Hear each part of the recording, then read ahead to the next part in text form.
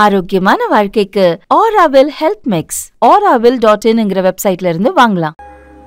என்ன தம்பி EB meter reading எடுக்க வந்திருக்கீங்களா? பால் பாக்கெட் போட வந்திருக்கேன். சரி தம்பி வெயிலில் போயிட்டு வந்து ரொம்ப நீங்கள் சூடாக இருக்கீங்க. தண்ணியை குடிங்க. நன்றிங்க. குடிங்க. தம்பி கொஞ்ச நாளா நம்ம வீட்டில் மட்டும் அடிக்கடி கரண்ட் கட் ஆகிட்டே இருக்கு. ஐயா இது சம்மந்தமாக எங்கள் இன்ஜினியர் சார்ட்ட விசாரித்தேன். அவர் என்ன சொன்னார்னா, இப்போ நீங்கள் எப்பயாச்சும் இபி ஆஃபீஸ் போகிறப்ப இல்லை இந்த இபி சம்மந்தமாக வேலை பார்க்க வருவாங்கல்ல, இப்போ போஸ்ட்டு கம்பம்லாம் வேலை பார்க்க வருவாங்கல்ல, அந்த மாதிரி வர்றவங்க கிட்ட எஃப்ஓசி நம்பர் அப்படின்னு ஒன்று இருக்குது. அதை நீங்கள் வாங்கி வச்சுக்கிட்டீங்க அப்படின்னா, இப்போ வீட்டில் வந்து லோ வோல்டேஜ் பிரச்சனை இருக்குது, இல்லை கரண்ட் போகும் ஆனால் நம்ம வீட்டில் மட்டும் தான் கரண்ட் போகும் பார்த்தீங்களா, இந்த மாதிரி பிரச்சனை இருக்குது, இல்லை வோல்டேஜ் ஃப்ளக்சுவேஷன் கரண்ட் சரியாக வர மாட்டேது அப்படின்னா, இந்த மாதிரி பிரச்சனைகளுக்கு நீங்கள் அந்த நம்பருக்கு கால் பண்ணி உங்கள் விஷயத்தெல்லாம் சொல்லலாம். அவங்க வந்து சரி பண்ணுவாங்க. அது நம்ம ஏரியா நம்ம வீட்டுக்கு கொஞ்சம் என்ன நம்பர்னு கொஞ்சம் விசாரிச்சு சொல்கிறீங்களா தம்பி? அடுத்த வரும்போது உதவியாக இருக்கும். சொல்கிறேன். அதே போல் மின்னகம், அதாவது 9498799497 ஒரு நம்பர் இருக்குது.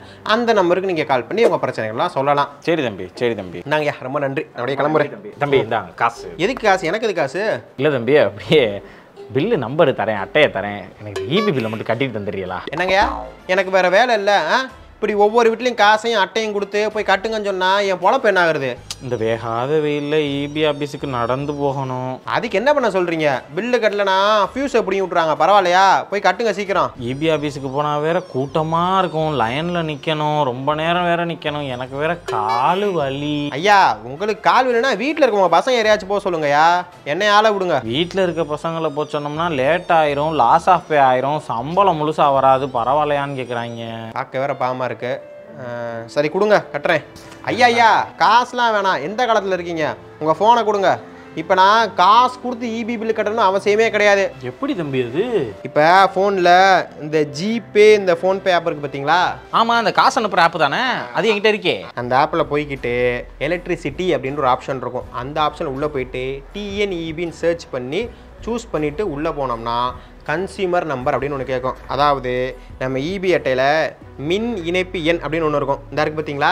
ஆமாம், இந்த நம்பர் கொடுக்கணுமா? இந்த நம்பர் கொடுக்கணும் தான். ஆனால் இந்த நம்பர் கொடுக்கறதுக்கு முன்னாடி ரீஜியன் கோட் அப்படின்னு இருக்கும். அந்த நம்பர் கொடுக்கணும். ரீஜியன் கோடா? அப்படின்னா என்ன தம்பி? ஐயா நம்மளோட ஊருக்கு ரீஜியன் கோட் அப்படின்னு ஒன்று கொடுத்துருப்பாங்க. அதை எப்படி தெரிஞ்சுக்கிறதுனா, நெட்டில் இபி ரீஜியன் கோடுன்னு சர்ச் பண்ணி நோ யுவர் ரீஜன் இதில் போனோம்னா ஒவ்வொரு ஊரோட ரீஜன் கோட் அப்படிங்கிறது இருக்கும். இப்போ நான் வந்து மதுரை, எனக்கு ரீஜன் கோடு பார்த்தீங்கன்னா 05. இந்த மாதிரி உங்கள் ஊர் என்னது, அதுக்கான ரீஜன் கோடு என்னங்கிறத பார்த்து அதை வந்து நோட் பண்ணி வச்சுக்கணும். இப்போ மறுபடியும் அந்த கன்சியூமர் நம்பரில் போயிட்டு ஃபஸ்ட்டு அந்த ரீஜன் கோடு, அப்புறம் பார்த்தீங்கன்னா இந்த மின் இணைப்பு எண், அதாவது கன்சியூமர் நம்பர், இதை நம்ம கொடுத்தோன்னு வச்சுக்கோங்களேன். அது வந்து இந்த இபி கார்டு யார் பேரில் இருக்குங்கிற டீட்டெயில்ஸ் காமிக்கும். இப்போ அந்த பேரில் தானே இருக்குது? ஆமாம், இந்த பேரில் தான் இருக்குது. பார்த்தீங்களா, கரெக்டாக இருக்கா? இப்போ இதை வந்து லிங்க் கொடுத்தா லிங்க் ஆயிரும். லிங்க் ஆனதுக்கப்புறம் நம்ம எவ்வளோ ரூபாய் கட்டணும், என்னைக்குள்ளே கட்டணும், அதாவது டியூ டேட், இந்த மாதிரி டீட்டெயில்ஸ்லாம் காமிச்சிடும். ஸோ நம்ம வந்து பே பண்ணிட்டோம் அப்படின்னா நமக்கு வந்து ரிசிப்ட் வந்துடும். இப்படி தான் ஆன்லைனில் பே பண்ணோம். அந்த ரிசிப்ட்டை வந்து நீங்கள் டவுன்லோட் பண்ணி வச்சுக்கலாம், இல்லை வேறு யாருக்காவது ஷேர் பண்ணி நீங்கள் வச்சுக்கலாம். அதே போல் டேஜ் அண்ட் கோ அப்படின்னு ஒரு அஃபீஷியல் வெப்சைட் இருக்குது. அதில் போய்ட்டு குவிக் பே ஆப்ஷன், அது மூலியமாக நீங்கள் வந்து இபி பில் பே பண்ணலாம். தம்பி இபி பில் கட்டுறது இவ்வளோ ஈஸியா? இப்போ நம்ம இபி பில் நேரில் போய் கட்டினா கூட அதுக்கு வந்து ஒரு டைம் கொடுத்துருப்பாங்க. இந்த டைம் கொடுத்துருக்காங்க பாருங்கள். காலைல 8:30 மத்தியானம் 12:30, மத்தியானம் 1:30 2:30 கொடுத்துருக்காங்களா? இதுவே ஆன்லைன் வச்சுக்கோங்களேன், நம்ம எப்போனாலும் கட்டிக்கலாம். இந்த டயத்துக்குள்ளே தான் போகணும், இந்த டயத்துக்குள்ள தான் கட்டணும் அப்படிங்கிற அவசியம் கிடையாது. தம்பி அப்போ நானும் இனிமேல் இதே மாதிரியே இபி பில்லை கட்டிடுறேன். ஆனால் என்ன ஒரே ஒரு சின்ன மனக்குறைனா, இந்த இபி பில்லுதே மாதம் கொஞ்சம் அதிகமாகவே வருது. அது ஏன்னு தெரில. அதை கட்டுப்படுத்துறதுக்கு உங்கள்கிட்ட ஏதாவது ட்ரிக்ஸ் இருக்கா? அதை பற்றி சொல்லுங்களேன். அதுக்கு ஒரு வழி இருக்கியா? நீங்கள் வீட்டுக்கு கூட்டிகிட்டு போங்க, உங்களுக்கு வீட்டுக்குள்ளே வச்சு எல்லா பொருளையும் வச்சு தெளிவாக புரிய வைக்கிறேன். வாங்க கிளம்புவோம் இப்போயே. வாங்க போ. வாங்க. ஐயா இந்த ஃபேனு, இந்த லைட்டு, உள்ளே இருக்கிற இந்த ஏசி, அங்கே இருக்கிற வாஷிங் மிஷினு, இந்த மாதிரி வீட்டில் இருக்க ஒவ்வொரு பொருளும் ஒரு நாளைக்கு எவ்வளோ கரண்ட்டை இழுக்குது, அதை ஒரு மாதத்துக்கு மாற்றுறப்போ எவ்வளோ கரண்ட்டு வருது, அதை கனெக்ட் பண்ணி எப்படி கரண்ட் பில்லை மிச்சம் பண்ணலாம், இப்படி எல்லா விஷயத்தையும் உங்களுக்கு தெளிவாக சொல்கிறேன். அதை சொல்லு தம்பி. கரண்ட் பில்லு கட்டியே என் பென்ஷன் காசு பூரா போகுது. இப்போ 1000 வாட்ஸுங்கிறது ஒரு யூனிட், அதை ஞாபகம் வச்சுக்கோங்க சரிங்களா? இப்போ இந்த பல்பு பார்த்தீங்கன்னா 10 வாட்ஸு. இந்த 10 வாட்ஸ் பல்பு இருக்குது பார்த்தீங்களா, இது 1 மணி நேரம் ஓடுச்சுன்னா 10 வாட்ஸ் கரண்ட்டை வந்து இழுக்கும். இது வந்து ஒரு 10 மணி நேரம் ஓடுதுன்னு வச்சுக்கோங்களேன் ஒரு நாளைக்கு. அப்போ மொத்தமாக எவ்வளோ வாட்ஸ் இழுக்குது? 10 10 100 வாட்ஸ் இருக்கும். 100 வாட்ஸ் இழுக்குது. அப்போ ஒரு நாளைக்கு 0.1 யூனிட் வந்து இழுக்குதுன்னு அர்த்தம். இப்போ இதுவே இந்த ஃபேன் பார்த்தீங்கன்னா ஒரு 75 வாட்ஸ்ன்னு தோராமல் எடுத்துக்குவோம். இது வந்து ஒரு நாள் ஃபுல்லாக, அதாவது 24 மணி நேரம் ஓடுது அப்படின்னா இது எவ்வளோ கரண்ட் இழுக்கும்? 75 × 24 கணக்கு கொஞ்சம் 1800 வருது. 1800. அதாவது இந்த ஃபேன் பார்த்தீங்கன்னா ஒரு நாளைக்கு 1.8 யூனிட் கரண்ட் வந்து இழுக்கும். இதுவே அந்த உள்ள இருக்கு பார்த்தீங்களா ஏசி, இது பார்த்தீங்கன்னா 110 ஏசியா, இது வந்து 1000 வாட்ஸ் வந்து இழுக்கும். நைட் எவ்வளோ நேரம் ஓடும்? ஒரு 5 மணி நேரம் ஓடுமா?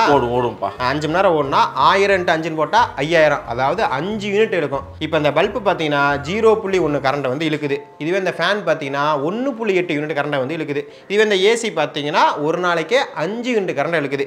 இந்த மாதிரி வீட்டில் இருக்கா அந்த ஃப்ரிட்ஜு, இந்த வாஷிங் மிஷினு, இங்கே இருக்க அயன் பாக்ஸு, இதெல்லாம் எவ்வளோ கரண்ட்டை இழுக்குது, இதை வந்து ஒரு மாதத்துக்கு கணக்கு பண்ணால் மொத்தமாக எவ்வளோ யூனிட் வருது, இதெல்லாம் நீங்கள் தெரிஞ்சு வச்சுக்கிட்டீங்க அப்படின்னா எந்த விஷயம், அதாவது எந்த பொருள் வந்து ரொம்ப நேரம் ஓடுச்சுன்னா அதிக கரண்ட்டை வந்து இழுக்கும், அதிக செலவு வந்து நமக்கு வைக்கும், எது வந்து ரொம்ப நேரம் ஓடுனாலும் அதிக கரண்ட்டை இழுக்காது, நமக்கு அந்தளவுக்கு செலவு வைக்காது அப்படிங்கிறத நீங்கள் தெரிஞ்சு வச்சுக்கலாம். அதே போல் தேநீர் இடைவேளை அப்படின்ற யூடியூப் சேனலில் கரண்ட் பில்லை கம்மி பண்ணுறதுக்காண்டியே நிறைய வீடியோஸ்லாம் போட்டிருக்காங்க. அதெல்லாம் என்னென்ன அப்படிங்கிறத உங்களுக்கு டிஸ்கிரிப்ஷனில் அந்த ஃபஸ்ட்டு கமெண்ட்லாம் கொடுக்குறேன். அதை பார்த்தீங்கன்னா உங்களுக்கு எல்லா விஷயமும் தெளிவாக தெரிஞ்சுக்கலாம். நீங்கள் வாட்ஸ்அப் நம்பர் அனுப்புகிறேன், ஃபோனுக்கு அனுப்புறியாப்பா? அதை ஷேர் பண்ணிவிட்டு நீங்களும் நிறைய பேருக்கு அனுப்பிவிடுங்க. அதுதான் எனக்கு வேலையே. வாட்ஸ்அப்பில் பூரா டெய்லி அனுப்பிட்டு இருக்கேன், எங்கள் குரூப்புக்கு பூரா அனுப்புகிறேன். இப்போ விஷயத்தை தெரிஞ்சுக்கிட்டீங்கல்ல? தெரிஞ்சுக்கிட்டேன்.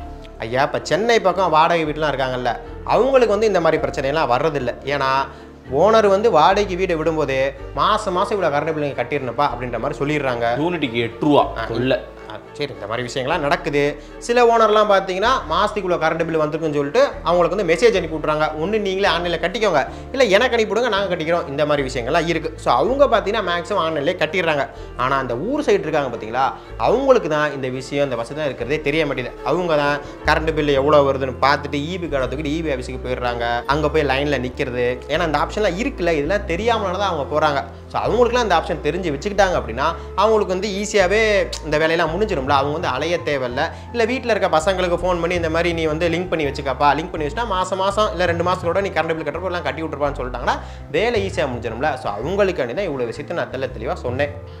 சரி தம்பி, இந்த இபி பில்லு எப்படி ஆன்லைனில் கட்டணுன்ற சொல்லி கொடுத்த பார்த்தியா, அதுதான் இருக்கிறதுலே ரொம்ப நல்ல விஷயம். ஏன்னா போகிற வரவங்களையெல்லாம் நம்ம தொங்கிக்கிட்டு இருக்க தேவையில்லைல்ல, நானே கட்டிட்டு வந்துடுவேன். நல்லது, இந்தாங்க ஆன்லைன்லேயே கட்டிடுங்க. ஏன்னா இந்த இபி ஆஃபீஸில் போய் இபி பில் கட்டுறதுங்கிறது ஒரு பெரிய கஷ்டமான வேலை. ஞாயிற்றுக்கிழமை லீவு, அவங்களுக்கு லீவு, நமக்கு லீவு. என்னைக்காவது வேலை விஷய நாள் அன்னைக்கு போகணும் அப்படின்னு யாரையாவது வீட்டில் இருக்கிறவங்க எல்லாம் போச்சோம்னா எனக்கு ஆஃபீஸுக்கு நேரமாச்சு, என்னால் போய் கட்ட முடியாது, ஒன்றால் கட்ட முடியாது, வரிசையில் நிற்க முடியாது, அதை பண்ண முடியாது, இதை பண்ண முடியாதுன்னு சொல்லிடுறாங்க. நம்மளால் வயசான ஆள் ஒரு ஆட்டோ பிடிச்சி போயிட்டு வர வேண்டியதாக இருக்குது, இல்லாட்டி பஸ் ஏறி இபி ஆஃபீஸுக்கு போயிட்டு வர வேண்டியதாக இருக்குது. அதனால நீ இதை கொடுத்த பார்த்தியா, இந்த ஆன்லைனு ரொம்ப அற்புதமான விஷயம்ப்பா. நான் இனிமேல் ஆன்லைன்லேயே மாதம் அழகாக கட்டிடுறேன். சரியா, நான் வரேன். அடுத்தடுத்து எனக்கு ரீடிங் இருக்கிற வேலை இருக்குது. தம்பி வந்தது வீடு வரைக்கும் வந்துட்டீங்க, இருந்து சாப்பிட்டு போங்க. எதுக்கு? தண்ணி குடிக்க கொடுத்ததுக்கே இபி பில்லை கட்டிட்டான்னு சொல்லிட்டீங்க. சாப்பிட்டு போனால் என்ன ரேஷன் கடைக்கு போயிட்டு வரணுமா? அப்படியெல்லாம் இல்லைப்பா. என்ன நீ சாப்பிட்டு போ, ஏன் ஒரு நாள் எங்க கூட தங்கிட்டு பேசிட்டு கூட போ. பெண்ணை வீடு காலி பண்ணுறீங்க, உங்களுக்கு ஜாமான் எடுத்து வைக்கணும். போங்க. என்ன தம்பி இப்படி சொல்லிக்கிட்டு இருக்கேன்? நல்லா உதவி பண்ணுற மனப்பான்மையோட இருக்கேன்னு தான் சொல்கிறேன். அதான் பண்ணிட்டேன்ல, ஆன்லைனில் பே பண்ணுறத சொல்லி காமிச்சிட்டேன்ல, அவ்வளோதான் போதும். என்ன கிளம்புற வேலை இருக்கு, காடை கொடுங்க. இது ஏன் கார்டு?